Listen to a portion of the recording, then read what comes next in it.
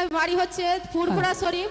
তো এই দিদি ভাই হচ্ছে 2 মাস ধরে গলায় প্রচন্ড কষ্ট হতো, তো কথা বলতে কষ্ট হতো, কথা বলতে পারতো না, আর হাত ঝিনঝিন করতো একইভাবে, কোনোভাবেই কমেনি।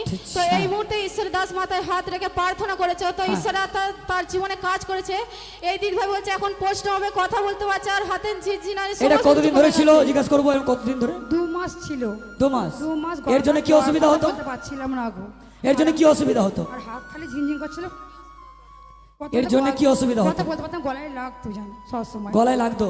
মানে গলা কথা না বললে ভালো হয়? বলতে না, বলতে পারতাম না। মানে কথা না বললে ভালো হয়, এমন একটা পরিস্থিতি আপনার পৌঁছে গেছিল। আমাকে একটু ডাকবো, ডাকতেও পারতাম না, kasi গলার মধ্যে কি লাগতো। মানে চিল্লে কাউকে ডাকা যেত না? না, চিল্লাতে পারতাম না। কিন্তু এখন প্রার্থনা নিলেন, সুস্থ আমি। এখন চিল্লাতে পারবেন? চিল্লাতে পারবো। কিরাম দেখছি চিল্লাচ্ছেন, দেখি চিল্লে বলুন জয় যিশু, হালেলুয়া, হালেলুয়া, বলুন জয় যিশু। জয় যিশু। এখন কোনো বলতে অসুবিধা নেই, পারছি, অসুবিধা নেই, কোনো প্রবলেম নেই, কোনো problem প্রার্থনা নেই। নীতি ক্লিয়ার, প্রার্থনা নীতি clear। জোরদার। কোথায় বাড়ি আপনার? আমার ফুরফুরা শরীফ। ও জোরদার মহিমা হোক। হালেলুয়া। জিসাস।